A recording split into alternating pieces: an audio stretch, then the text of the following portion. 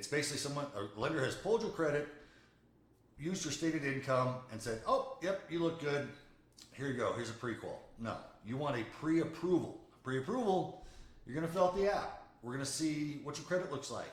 We're going to have you, first-time home buyer, we're going to have you provide most current pay stubs, most current bank statements, most current 2 years W-2s. All right.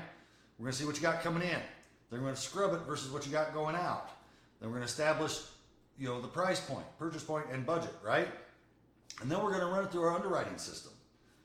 If the underwriter system comes back, approve, eligible, boom, we know you're good to go.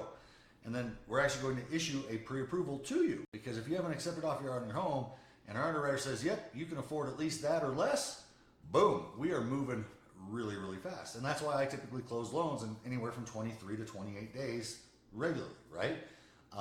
We very rarely go over 30 days unless that is something that is dictated within the actual purchase contract where the seller just can't close any sooner, right? But typically our average is 23 days from soup to nuts once you have an accepted offer. That, again, step 4, almost as important as knowing your budget, but definitely one of the most important ones before you go out looking for a home is get pre-approved.